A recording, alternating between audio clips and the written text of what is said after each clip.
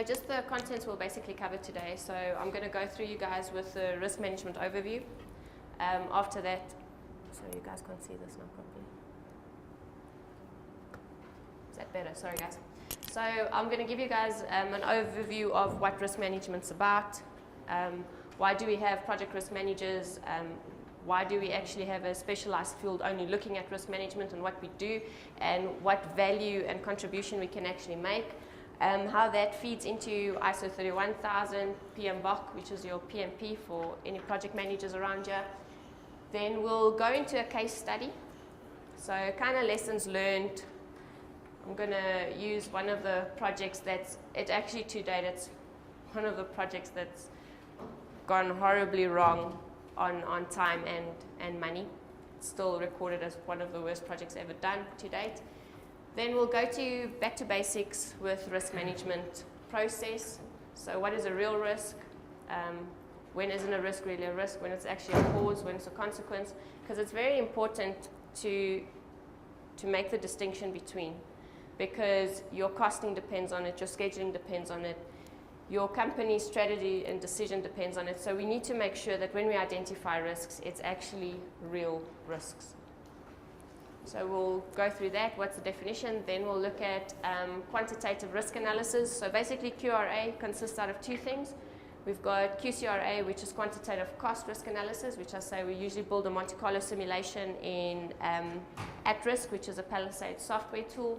And then we've got QSRA, which is quantitative schedule risk analysis. And we usually do that in a Primavera risk analysis, so mainly using P6 schedules.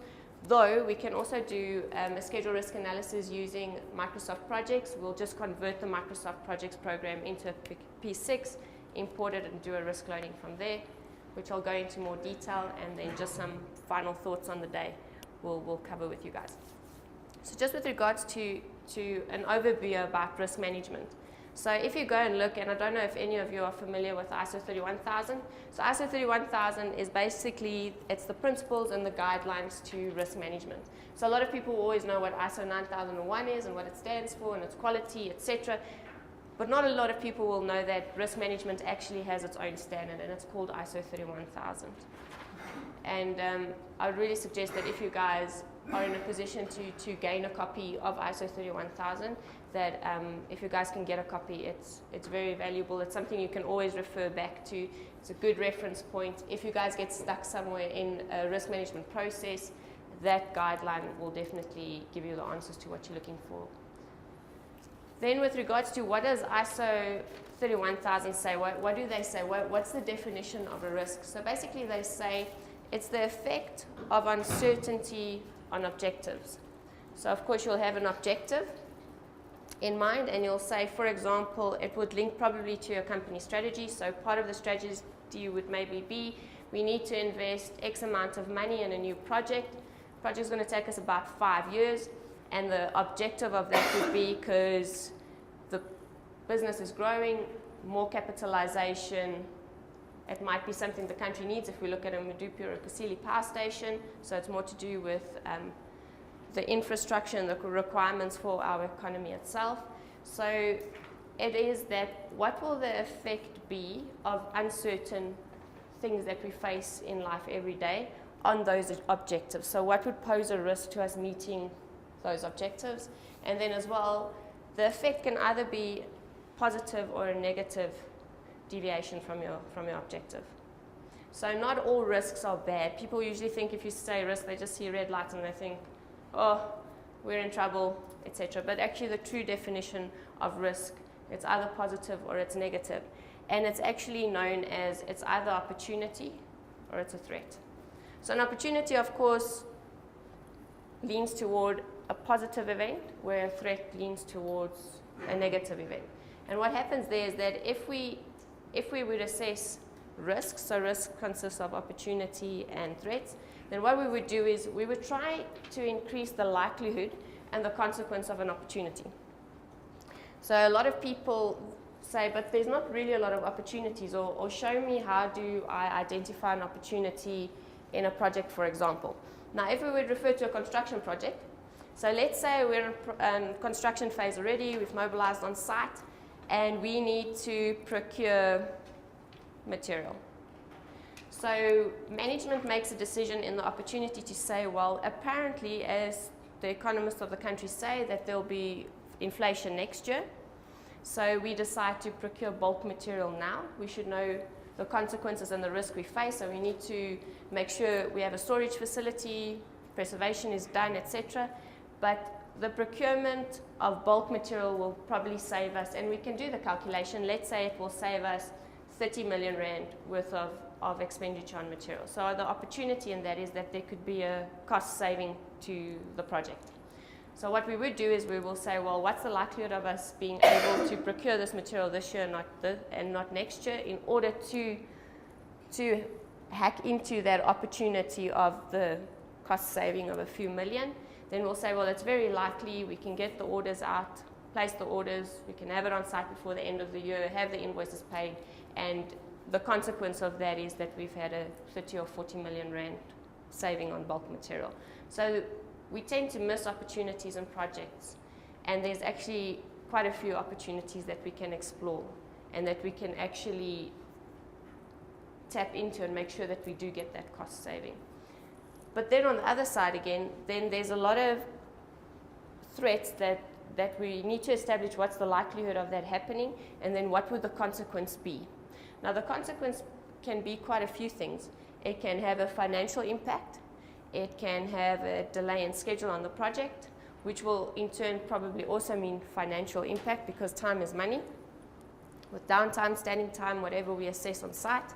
And then as well as a consequence could be we could have an injury or a fatality on site if we lean more towards a safety point of view from a project point of view. So if you guys can just keep the objectives of risk management in mind, as risk managers, we don't just look at the negative and the threats on projects, etc. We also explore the opportunities within it and what could the benefit be. Then we have risk and opportunity management. So basically, risk is seen in this sense as, let's say, call it a threat, and then the opportunity, as we just discussed. So with regards to overall risk and opportunity management and the process, it will be applicable throughout the entire organization. And of course, the organization would have various levels. So if we would, for example, start at the top, so we always have corporate and strategic, and these decisions are made looking from a business strategy point of view. So what's good for the business? What will make the business grow, what will be financially beneficial to the business. So those usually happen at the top from a corporate strategic point of view. Then in the next level we have the program level.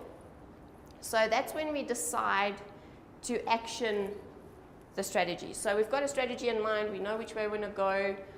So we've got this picture all sketched, but now we need to go over into a program level and we need to say, well, how are we going to put the strategy in action? Where are we going to start? How are we going to start it? And then the next level is basically the project, where I like to specialize in, and that is implementation of those actions, actually going over. So we've appointed a contractor, mobilizing on site, we've got the budget, we've got a baseline schedule, and now we can actually start with the project in itself. And then of course after that we've got operational. So whatever we've built, we've commissioned it, and now we can just operate. And then it will, of course, roll back to the top, of which capitalization will happen, and hopefully that would start showing profit, which will then in turn roll back up into your corporate strategic side. So like you can see the arrows, they keep on moving in a circle. So even though we haven't commissioned the project yet, and we may be still in a construction, let's say on the project level phase, the risks we face on a project level, we will deal with those risks as much as we can on a project level, but a lot of that would probably pose a threat to your strategic risks or to the company. Those are the type of risks we will roll up to corporate and strategic. So for example, if something drastically on the project is posing a threat to what the company had in mind strategically, and let's say it will be a huge impact, like the project might be delayed for 2 years. It means 2 years worth of investment, we're paying interest on that, and for 2 years we won't be able to capitalize it when we thought we were going to. And what impact does it have on business? Cash flow. Like they say, cash is king. So it's basically rolls back up into corporate strategic, going to tell the board members, we are facing X, Y, and Z, just so that everybody's aware. So as this continuous circle of moving through the business on all those levels from a risk point of view. Then you've got a project life cycle. So in the first phase, we say, well, we identify, for example, a need. We need to build, APSA, Barclays need to build, let's say, 5 more branches in the country for better service providing. Maybe a town has expanded. Like if we look at Medupi at Alice Rust, I mean, that was a small community, and I mean, within the last 5 to 6 years, it's basically just boomed with infrastructure. Say, well, there's a need for another bank, maybe APSA in Alice Rust. So they identify the need. Then they go over and there's a selection pre-feasibility phase they need to go and look at. That, of course, rolls over into doing a feasibility on the strategy, and once they've decided which way they want to go, and then, of course, the final one of actually implementing that in itself. So basically, what the risk exposure and the information shows you. So basically what it will say is, we will do qualitative risk analysis, and it will kind of roll over into quants. So yes, we can do quantitative risk assessment at a pre-feasibility stage and at an estimating stage, but because the information we have at our disposal is quite little, because now we don't have quite the design in mind yet, we're not quite sure what budget we want to spend, we're not quite sure what timeline we want to have it done by. Because the information is very little, it's very difficult to always do a quantitative. So we do qualitative, we identify just the risks without any monetary value on it, and just say, well, these are the risks we face. And then you will see as we progress through the life cycle of the project, that is beer definitely after this. There's a penalty, I think. Okay, so with little information, of course, your risk exposure is very high. The more the information becomes available or to our disposal, the less the risk would be, in the sense that it's not to say that the risk impact won't be major on your project. It's just saying that the more info we have, the better we get at being able to assess the risks, to cost them, and in order to put any treatment or mitigations in place to try and either prevent them or try and reduce the impact. So if they do occur, that we won't take the full risk to books, for example, on cost or schedule. So we try and mitigate it down as well, because not all risks we can fully mitigate. So we try and put as many treatments and mitigations in place to try and lessen the blow, if we can put it that way. So that's basically your project life cycle. Then with regards to a case study, so there were quite a few case studies we can look at, but I thought a very interesting one, and that we can refer through the entire masterclass, is with regards to the Sydney Opera House. I don't know if anybody really knows what the history is around the Sydney Opera House, but basically what happened was that the New South Wales state, which is one of the states in Australia, they decided, well, they saw this need from the music consortium that they need to build an opera house. So what they wanted to do is basically they wanted a hall that had opera, and they wanted a hall that would have symphony concerts. So they basically wanted a multi-purpose opera house. So it's basically a 2-in-1.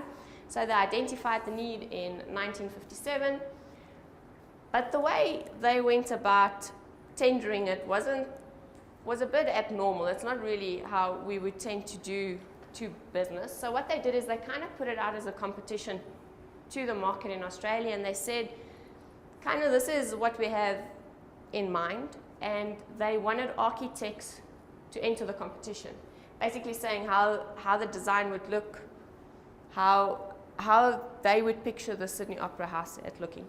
They received about 233 entries, of which a guy from Denmark, John Utzon, out of all the entries, he won. They liked his concept and his idea the best, and they actually appointed him as the architect. At that time, Cahill was the premier in Australia, and with strong opposition from his fellow members, they kind of criticized the project. They said, firstly, it wasn't done 100% right. That's not really how we be. We don't do it through competitions. And what was the assessment criteria you used to decide which architect you were going to use, for example? And basically, because he was getting so much pushback from the other members, he basically made that his pet project. He thought, well, all eyes are on me. Big stress now, so now I need to run this. Now, I've never really heard of a premier or a president of a country actually taking a project under his arm and just running with it, because they don't really have time to do those type of things. Nowhere do they really make mention if he made use of an EPCM or an owner's team. So he kind of tried to run this project on his own, do the interfacing with the architects. They actually appointed Arab as the engineers back in the day, and just try to prove everybody wrong that he could fly this project. Now that, we must understand, is a risk in itself, is when you don't think you need help, or if you think that you understand construction but it's not really your forte or your environment. So it's very important to always have that project team that will consult you, that will advise you. So this guy just decided to run with this project on his own. Then they said, well, they were aiming to open the Sydney Opera House and have it done by January 1963, and it will have a total cost of 7 million Australian dollars. Now, when they went out to market with this competition saying they needed architects to enter, they never really gave the architects like a design or concept that they had in mind. All they told them is it must be a multi-purpose opera house. That's all they said. And they never spoke to any costs. So they didn't tell any architect, look, if you enter, you can have all the great ideas in the world, however you capped at X amount. So it was kind of an open checkbook, and these guys, of course, could design anything that they felt like designing, because there was no budget. Then after they've appointed the architect, they put a date to it, and then they said, well, it's only 7 million Australian dollars, which in 1963 was quite a lot of money. Then what happened is, in all of this design, engineering phase, mobilizing on site, and construction starting of the Sydney Opera House, the Premier actually, Cahill, he actually fell very ill. And the other risk that he exposed himself to is when he fell very ill, he never asked people again for help. He was still trying to run it on the sideline. Now, we all know in a project environment, things change on a daily basis. So even if you're off sick for 2 or 3 days, it has a huge impact. Decisions are made, contractors, commercial, a lot of things happen in a day. Still, this guy didn't ask for any help. He was going to try and fly this project on his own. So by March 1959, the construction begins before plans are finalized. Now, I have to say, in the last 8 years working on construction projects, I've never worked on a project in the country or in Africa that had more than a 30% model review done from an engineering point of view, which is quite a huge risk. Because, and sometimes it's very simple, or the easiest way for me to explain it to people is basically saying, well, if you had to draw me a picture, let's, for example, use this one, you can choose which 30% you want to draw of it. So you can draw little pieces here, or you can just draw the 30% of the picture here, etc., or however you want to engineer it. So at 30% model review, these guys usually feel from engineering and the client and the contractor side that they need to get this project up and running. They're usually already behind on time, and budget is already under pressure and it's being constrained. And of course, there's a lot of pressure from the company, from corporate and strategy, saying you guys are taking longer than what you stated. So we got to fly this job. 30% model review is done. First engineering drawings are issued. And of course, the contractor will start procuring, and they'll start the construction on site. The problem is, by the time they get to a 70% model review, they go, well, actually, if we want to do this, then we've got to change something that we've started already. And it happens time and time again on construction, that when the engineering starts changing, we start issuing revisions, red lines are being done in the field. The amount of buggeration it causes within a project construction environment is actually to a point sometimes devastating. It has your compensation events, so it will cost you time, will cost you money, of which the contractor will probably be liable to. And we've started the project wrong in that sense. And that's one of the things the Sydney Opera House did as well. They started construction before the plans were finalized and before they saw the entire picture of what the Sydney Opera House should look like. So basically, in 1961, only 2 years after they've started, the project was already behind with 47 weeks. So in 2 years, you've lost a year, basically, but more than a year, which is quite shocking statistics if you think that they have overrun on schedule basically with 100% already. So, and there was various reasons. It wasn't just only assigned to design and not being finalized. So they had a lot of inclement weather. They didn't know how to deal with some of the stormwater drain, which says that from a project risk point of view, did they really do a proper risk assessment and a risk register before they started this project, saying, well, is it a greenfield site? Is it a brownfield site? What's the weather in tropical monsoon weather? Does it rain a lot? Is it very hot there certain time of the year? Did they do a proper site location assessment? And not a lot of people do that. Not a lot of people think it can be done. But what they do tend to do is they can ask project risk managers, and we do go out to sites. Because sometimes in Africa, if it's a very remote location, there are various risks you face as well. Now, of course, the client will stick to its guns and he'll say, well, I want to build it there, come hell or high water, but we just need to know that what we face while we're in construction and operation phase. But unfortunately, they don't always involve us at that point in time. They usually get us involved when the schedule's already 2 years behind and the budget's gone out the window and they have no contingency left. Then usually they call in the risk manager and they say, well, tell us what we're doing wrong and where we're going wrong. And that's kind of part of the sad story. So they couldn't identify this because a proper risk assessment wasn't done about in Sydney, the location where they wanted to build the opera house, etc. So they faced quite a few obstacles and constraints in starting and continuing with the construction of the opera house. Then in 1962, there was controversy. So you had your architect and you had your engineer, and then all of a sudden they say the sails, which is the roof, which is quite magnificent today, it had to change. And the reason behind that was that it was for structural reasons, it wasn't going to be fit for purpose, it wasn't going to be safe for use, so we needed to change the sails from a structural point of view. It actually took them, so after 5 years, they come up with all of a sudden, we need to change the sails, the roof needs to look different, etc. After that, it took them another 3 years to actually design the roof. So it took them 8 years just to design, detail the sails, the roof in itself, which poses a question, did these guys maybe really know what they were doing? Then in 1963, the construction of the roof started. Then, of course, in the press in Australia, the opera house becomes a joke. Cahill is under more pressure than ever, the premier, saying he doesn't know what he's doing, he's overspending, he's overrunning. It's the worst project ever done in Australia, they stated, and currently, unfortunately, one of the worst done in the world. And it just became a national and an international joke. Then they decided in 1964 that they were going to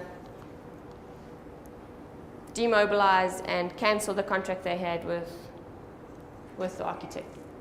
They said, well, you've basically designed it for the last 7 to 8 years. You won the competition, but Mr. Architect, we will no longer require your services, and we will bring in 4 new architects. A panel of 4 Australian architects were brought in.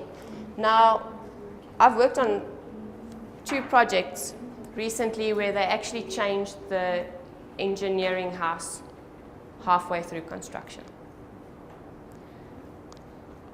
which I don't think, if we think of doing it, and I understand the frustration sometimes from a contractor client point of view with the engineer, is that if there's a lot of revisions, there's a lot of buggeration on site, it's hampering progress, it's hampering the construction of whatever we need to build.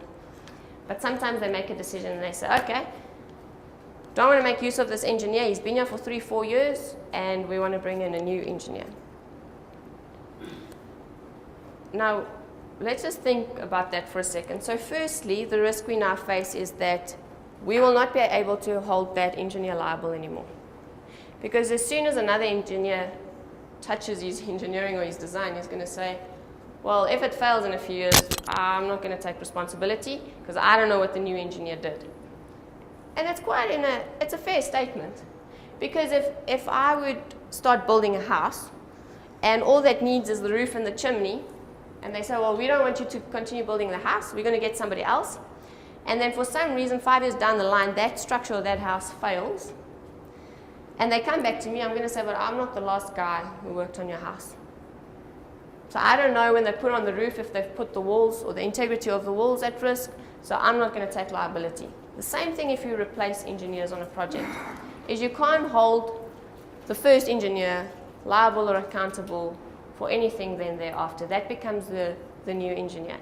Now, a lot of people will, of course, debate and argue about that, saying, well, the design engineer needs to sign off on it, they need to stay liable, etc. But I can't really see any engineering house just saying, well, okay, you're chucking us off the job, it's fine. We'll come back in 5 years' time when you've finished constructing your project, and then we'll sign off as the design engineer. It's not that simple, it's not that easy, and they won't always agree to that because they are exposing themselves to a whole lot of risks then as well. So they change the engineers. Of course, the new engineers, architects, they would want to do a validation. They want to say, well, what does all the plans look like? What's been issued? To what have we constructed? They'll do their own little validation, and then only will they carry on. Now, they say these validation depends on the size of the project. Usually takes 4 to 12 months. So you can just smack that onto your schedule because that engineer probably won't continue issuing any drawings unless he's done his validation, he feels comfortable with where they're at and where he needs to continue from. So they brought in 4 new architects and they said, well, we want you to finish this job for us. In 1967, they make major interior design changes. Major ones. So architects came in and said, well, we're cash strapped. We've overshot the delivery date already because in 1967 they were supposed to have been done by then in January. And they say, well, we are going to change the interior. It's not going to serve the purpose for what it was initially intended. So it was supposed to be a multi-purpose opera and concert hall, and now it's just become solely a concert hall. So no opera, just the concert hall. So firstly, they've overrun on money, they've overrun on schedule, and now they have to go back to the Australian population and say, well, we're also not going to give you what we initially promised we were going to give you. We're going to give you less. We're going to drop the standard just in order to finish it. At that stage, they had to write off about $5 million Australian dollars worth of machinery, which was redundant then. They weren't going to use it, they've procured it, and now they physically just have to write that cost off. Now, from a risk point of view in corporate, that means it is imprudent spending, it's wasteful expenditure. Now, from a corporate governance point of view, it's not that easy to let it go. So if I can kindly refer quickly to King 3, if you guys want to make a note, if you want to go and read up on King 3. It's very important what King 3 says. King 3 says that if you either trade on the JSE, or you work with taxpayers' money, or you work with investors' money, you will prove that you do apply risk management. You will prove that you do have the interest of your shareholders at heart and that you are managing and mitigating any risk that they might face from investing into your project or into whatever project or initiative you have and you needed money for that to fund it. In King 3, it will also tell you that you need to comply to corporate governance, which means if you would write off something like $5 million worth of machinery, it was wasteful expenditure. You will have to prove why did you just write it off. Because not any investor or bank's going to say, well, okay, 5 million down the drain. What they usually do is they usually could backcharge that business or that company and say, well, we're not going to pay for it. It goes back onto your bottom line. Whatever profit you make for this year, if you make any, you are going to give us that $5 million back, because we're not going to take that knock of the money. So it's very important if you guys can go and study up on King 3 and what it says, especially around corporate governance and what we are compelled to do from a risk management point of view. So risk management not always just on projects or insurance or banking. We are actually legally bound to certain things that we need to deliver and that we need to ensure that we adhere to. Then as well, the whole seating design in the interior of the hall changed. So it was totally scrapped, and it was changed to a lower standard, saying, well, we know what it was initially intended for, but for project saving and timing, we're just going to downgrade a lot of the things. So basically what it boiled down to, so the Sydney Opera House, it took them in total 14 years to complete the Sydney Opera House, and they went from a 7 million Australian dollar to 102 million expenditure. So I mean, it's 1,000 times that they've overspent plus on what their initial budget was, which is a lot of money if you take that they still don't have, to this date, the Sydney Opera House is still not a multi-purpose concert hall like they intended it to be. It still doesn't have the interior they pictured it to have. It's still not designed than what they initially had the idea when they started construction in 1963. Then in 2002, they are actually still trying to get the Sydney Opera House to the original idea that they have, to make it look like the first picture they had back in the day and to serve the purpose, the multi-purpose they wanted it to serve. So they actually went and they invested, over and above the 102, another 45 million Australian dollars to start trying to get it to what it should look like. So even with the investment of 45 million, they still don't have the Sydney Opera House to what it was initially designed for and intended.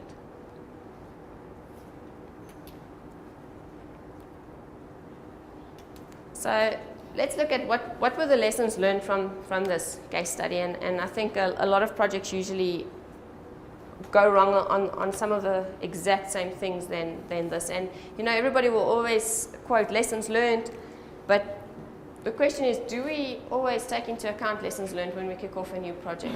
Or do we start from lessons learned when we start assessing, starting to make sure, is budget going to be enough? Is it a realistic schedule? Or are we just heading in the wrong direction already? So the original budget was a political budget and not a real budget. So what that means is Parliament went out, the Premier, and said it was a competition. They didn't even give a costing to the guys. So they thought they knew what the budget would be. Without any input from a construction, planner, engineering point of view, they thought they knew what the budget would be, and that was it. And then designs, like we discussed in a bit more detail earlier, it was not completed before the construction was started. And then as well, major design changes took place halfway through the project, where they changed the sails on the roof. So after 5 years, they changed it. It took them another 3 years. So if you tell somebody it took you 8 years just to design and construct a roof, if we can put it that way, it's going to sound quite silly, which it actually is. And then the design technology and computer power required back in the day, for example, to do the sails on the roof, we must understand that what they intended the Sydney Opera House to be in the 1960s, it was a very advanced building for its time. So they didn't have the equipment we probably have to this date. They didn't have the technology. They couldn't design it in the computer software we have. So that when we do a project, and it's good to think of all these great ideas and how we would like to achieve it, but I think we need to establish how possible is it. Is it a pie in the sky and we would love to get there? Or is it, in reality, it's really tangible and we can actually apply it?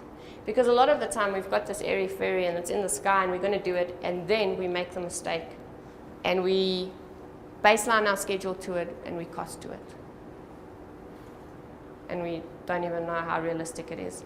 And it's not even always technology and computer. We can have simple things like resources in the country. If we look at welders in South Africa these days, how many skilled welders do you get these days? And with various major and mega projects running in the country, there's only a handful, which means they won't even be enough to service all of those markets. So if we say, well, we're going to weld X amount of inches and our defects are going to be less than 2%, etc., because we think that out of the, let's say, 10,000 skilled welders we have in our country, that we are going to get 5,000 of them, then the question remains from a risk point of view, how sure are we we're going to get 5,000 of those guys? So how realistic is your schedule and your costing done to what we know in this point in time and what we have to our disposal?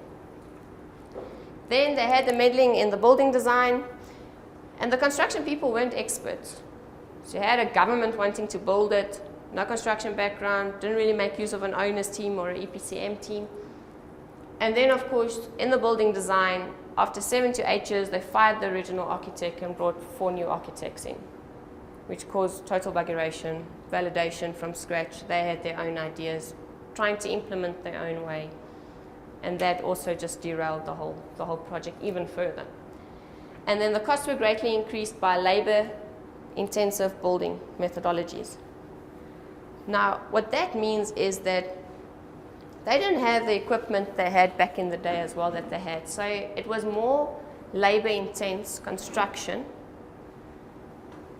than what it probably would be today. So we've got a lot of machinery, we've got a lot of things doing stuff for us, which doesn't always make it that labor intense for people to physically do the work. Of course, labor comes at a cost. It's longer hours, it's a longer duration. So if it's longer on the schedule, it means it will have a higher cost or expense to it. So what they never did is they never did a risk analysis.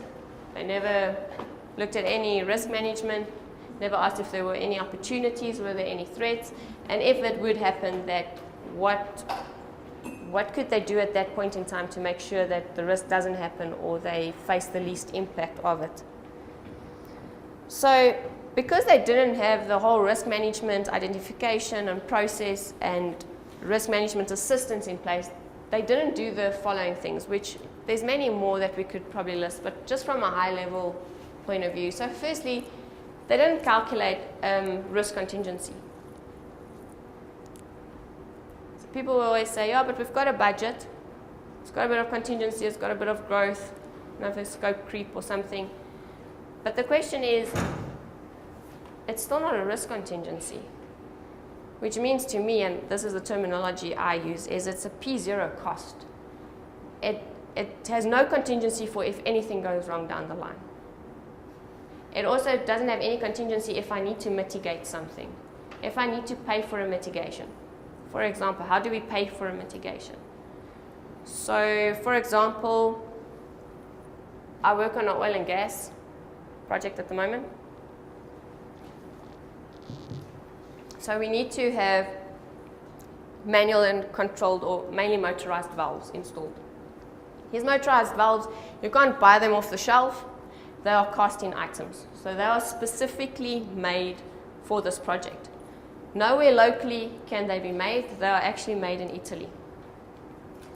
So we placed the order in Italy. It actually, believe it or not, it took it 40 weeks, ex-works, just to get it here.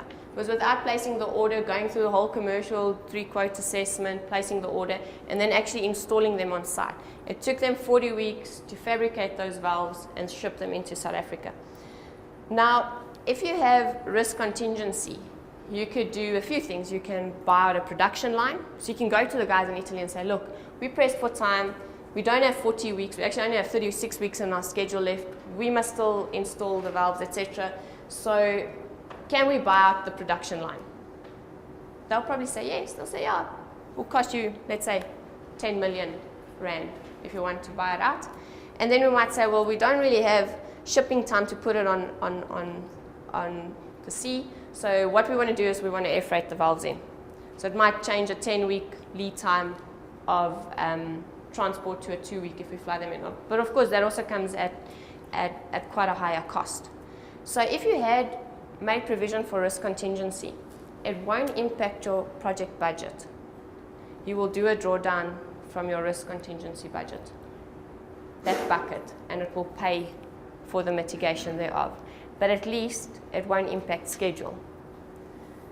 Now when you do contingency, and we'll go a bit more into detail, but just high level, is that you need to do two things, or your project risk manager needs to do two things. So what I usually, if we sit around the boardroom table, me and the construction team, they will usually say, well, we've got two options. We can either fly them in, buy out the production line, or we're going to overrun 4 weeks on schedule. And they'll say, okay, Charlene, so what's going to be the cheapest and what's going to be the quickest? And I'll say, well, let's do a calculation. If we fly them in and we buy out a production line, for example, it's going to cost us 30 million rand. But of course, we'll go and do the exact calculation, just giving an example now. However, for every week that we overrun this project, we will pay the contractor his P's and G's and his downtime, because now he's waiting for us, because we, maybe as the client, would supply the valves. It will be a free issue item.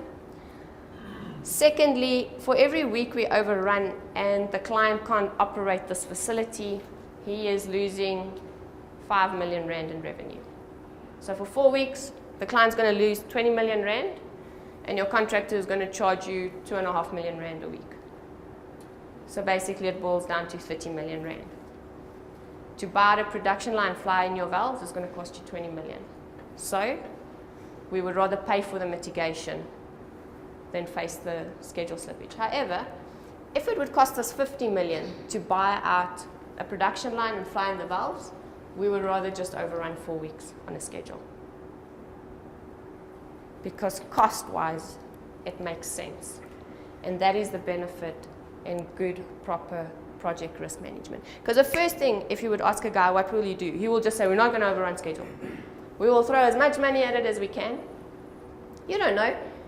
It's not only South Africa who has power failures. Italy might have a power failure and then a little plant comes to dead halt for 2-3 days, and there your contingency is already shot out the window, even if you've paid for it. It's not a guarantee that you will then still meet your date. Plus, now your valves get on site and you think it's all great, and then another discipline overruns and it poses a threat to schedule. So sometimes to overrun those 4 weeks has a bit more logic in it than just to throw money at it the entire time. So very important from project risk management. If we know what we face, we can know what decision to make. An informed decision. That's a very important word. Big boys, the Exco guys, they usually like those big words. They like colors, like a heat map, I'll show you, and they like big words. So I'll tell them, you can make an informed decision to where you want to go and what you want to do, cost-wise and schedule-wise. And that's what we mainly do from a project risk management point of view, is we equip them with that. We give them the scenarios, we give them the costing, we tell them, this is what it is, you choose. Because at the end of the day, those are the guys you want to choose. You don't want to be held accountable and liable and say, oh, but you guys on site, you made the decisions, or the contractor or the client. You want to say, well, from a shareholder, investor, corporate strategy point of view, you guys decided we were going to go this way. Both ways will have threats, both ways will have opportunities. But it's how well we assess it. That at least when we do make a decision, and it might be the wrong decision, then all of a sudden we have the auditors, or prudency, or corporate governance. But if we can prove to them that we did the assessments, and we decided, and sometimes the decision might not always be the right decision for various other reasons, at least they will know that we did as much as we could, and we made the best decision at that point in time that we had to our disposal. But at least also when we all make a decision, then we all know which direction we're going. Because we don't always know where we're going. Then it's prioritize the risks. So sometimes I'll get a risk register And then the top risk would, for example, be, people will say, weather conditions, we're going to stand on site. It's the biggest risk this project will face because it will have a schedule impact. I say, okay, and then down at number 10, there might be a risk like, we don't know if we have enough budget to finish this project, or the engineering is only 20% model review. And then I'm saying, why do we think that rain or wind or any of that poses a bigger threat to cost and schedule than we're not even knowing if we have enough budget or how the whole engineering design is going to look? So very important. I like the way you're smiling. It tells me you're kind of making sense of what I'm saying. Is that it's very important to prioritize the risks and rank them. And we'll talk about in QRA, from a quantitative point of view, how do we rank risks so that it at least makes sense from a cost and a schedule point of view. And then we financially plan for risk events. So when we have a risk contingency at the top that we've calculated, we can make the decision, either if the risk happens, we'll stomach it because it's going to cost us X amount and it's cheaper than mitigating it, or we'll do a drawdown from the risk contingency and we'll pay for mitigation. Then we actually develop mitigation or treatment plans for the risk. So after we've prioritized them, we will look at the priority ones, of course, first, and we'll say, well, if this would happen down the line, because remember, it's uncertainty. It's not going to say it's going to happen. We're just trying to equip ourselves so when it does happen, we know what we're doing and which way we're going and how we're going to deal with it. And very important, who's going to make the decision at that point in time and who's the risk owner and who's going to deal with it. Because we don't want to run around at the last moment thinking, oh, who's going to look at it and who's going to do what. We need to know everything before it happens. Because if it happens, it's no longer the risk. It's an issue. It's materialized. You're gonna have an impact. The scary thing is you don't always know to what extent. So develop mitigation treatment plans, very important. And it needs to talk. Funny enough, if you guys don't know, a mitigation and a treatment, you never mitigate or treat the risk. You treat and mitigate the cause. Because the risk will have multiple causes. And you need to mitigate the causes in order to bring the likelihood or the impact of the risk down. You never mitigate a risk. The risk will be the risk. You need to mitigate what is causing that risk to happen, or what's going to cause for that risk to materialize. And that's why if you have 5 causes to a risk, you should actually have 5 or more treatment mitigations in place. Because sometimes you can have more than one treatment or mitigation idea of one of the causes, but you can never have less mitigations and treatments than what the causes are, because it means you haven't addressed all the causes. Maybe in that point in time you're not quite sure how to address that cause, which is fine, but then you should know that you can never mitigate it away, because you haven't identified all the mitigations to all the causes. That's very important, and if we can remember that, we are already winning in the sense that we will know what exactly to do and what we need to treat, not the risk, the cause. And then, of course, focus on improving performance by focusing on high priority risks. So the high priority risks are usually the one that's going to cost you the most time or money. So if we prioritize them and we know what to do to make them not happen, or if it's opportunity to exploit it to get the benefit from the opportunity, then we're also in a better situation than when we don't know. And then what I mentioned earlier, assign risk accountability. So a lot of people always think the project risk manager owns the risk. Now, if that was the case, which I'm sure I would accept if I got the project director's salary, which I don't. So it's not a project risk manager's job to mitigate the risk. We play a very important role, play a very crucial role, and we are sometimes also seen as the project manager's right-hand man, because we're the one guy on site that goes to all the meetings, and we're the one guy on site, apart from the PM, that interface with every discipline. We sit with the engineers, we sit with the material controllers, we sit with the procurement guys, we sit with the commercials, we sit with the construction guys, finding out what's wrong, what's happening, we sit with the cost engineers, we sit with the planners and schedule. We're the same than the PM in the sense that that integration is very important. Because if I only assess engineering risk or procurement risk, I don't know what's affecting the whole project or the whole site. It has to be the entire picture you've got to see. It has to be this whole integration. That's why we have integration schedules as well. Because it's the integration, because usually where the integration is where the risk comes in. It might be two contractors, it might be two disciplines needing access from the other one, and that's where the risk starts happening. So it's an integration session you have with all these disciplines on site. So to assign accountability for the risks, people always say it's the PD that needs to be the risk owner, which is 100% right, in a sense that it is his project, it is his deliverable, and ultimately if it doesn't happen, he'll be held accountable, unless he holds somebody else in turn accountable. So you'll have some people who say, well, the risk owner should just be the PD, and I'll say, well, for the PD to mitigate, let's say if it's even only 10 risks, it's quite a heavy job. But then I would assign mitigation owners, specific people. And people get this wrong. They think if you are accountable for a risk, it means that if that risk happens, then you're going to be fired, or you're just going to lose your job. So people are very scared. It's like a hot potato. Like if you want to give somebody a risk, I've seen a risk workshop, guys are like, no, not me. Not me. And I actually call it the project salute. It looks like this. And it goes, well, I thought it was that guy, and he thought it was me, and then everything's just on the floor again. Accountability is not about who's going to get the hiding when the risk happens. Because you can be accountable and you can drive mitigations day in, day out, have your finger on the pulse. The risk might still happen. It will probably have less of an impact, or it could have a big impact or something totally out of your control, which you will know, which your project team will know. Well, no, you'll be accountable for anything you didn't know. I mean, you only know what you know, right? And you can only mitigate to a certain extent and what you're capable of within that environment. So what risk accountability is all about, it's just saying that I know about this risk, and I'm the lead for procurement, for example, and I know we need to look at if inflation goes up, we'll buy bulk, so there's opportunity and cost saving. I know there's long lead items, we need to procure these things straight away.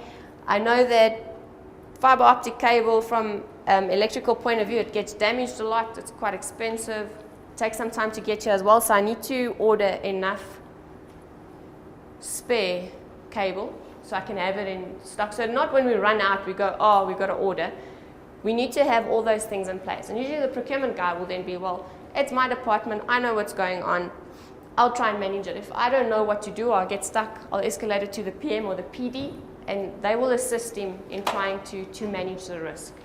And as soon as you take 10 risks, and there's 12 people around the table, and each guy takes one, then you actually also start mitigating it. Because you're not looking at the whole risk register. You are just looking at one little thing, and all you need to ensure every day is whatever you do in your operations or in your daily work, that risk, you just keep on remembering in the back of your head, that's the risk, we need to look at a few things, etc. So risk accountability is very important. It's who do we go to and ask the questions. So are we going to buy it? Are we going to have a cost saving? Are we going to have a schedule overrun? So you can specifically walk to a guy, specific person, and ask him for that type of info in detail. And then from a risk point of view, when we look at threats, and we'll go into a bit more detail around how we treat opportunities and how we treat threats, is we can either accept and live with it. And I say, well, there's nothing much we can really do about strikes in the country, because we actually term it in construction now, it's the seasonal strike, we call it. So it kind of starts here from May, June, July, August, and then we know, okay, we'll be safe again until January, and then everybody goes on holiday season, everybody's happy and it's Christmas, and then by May NUM is on our case and everything. It is just something you can't always maybe transfer to the contractor or accept it as a contractor. It's going to happen. It is what do we do to pull back schedule once it's happened and what the impact's been. So if it's 2 weeks or 2 months worth of strikes, what do we do then to recover on the schedule? So those are the things we have to accept and live with. There's nothing we can do, especially if it's a legal strike, which quite fascinates me in terms that you can actually just apply and it's legal. So those are the type of risks that we will just accept and live with it, and we'll deal with them as they come along. or we can manage them. So we put somebody in charge saying, okay, you're accountable for this risk. You need to keep it updated. You need to know what's going on. You need to keep everybody informed. You need to keep your finger on the pulse. So we know what we're going to do and how we're going to do it, so we can manage that environment and those risks. Then what clients really like to do is just transfer it to the contractor. You know, so just whatever. It's not our problem, it's his problem. Now from a risk point of view, it's a very interesting thought and concept and idea, but at the end of the day, you can transfer a lot of risk onto the contractor, but it boils down to, if those risks materialize, whether you try to mitigate it or not, let's just park that aside for now. You still won't get your project on the date that you thought you were going to get it. You're still not going to capitalize on that investment because you're still going to overrun. So at the end of the day, you as a client will still feel the impact thereof. Maybe not to a very large extent. Maybe not always financially, because you're just going to say, it's the contractor's risk, he's going to pay for it. But you might have reputational damage, because you might have promised investors or the country you'll have this up and running by this date. So you'll have reputational loss. You won't be able to capitalize. Capitalization, you can't claim back from the contractor. You can claim back and say, Mr. Contractor, you'll finish it at your costs, because you're running late, I'm paying for it, which is fine. But I'm going to tell the contractor, for every month you're delayed, I'm going to charge you my capitalization costs. So at the end of the day, we can't just sorry? It's called penalties.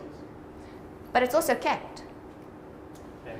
So if it's capped at the contract value, of which it's usually 10%, for example, but a month in overrunning capitalization, they might lose more in revenue than what they could on a performance or a retention guarantee. So they can pull the performance bond, whatever retention they had, but still in commercials, it's capped at a certain value.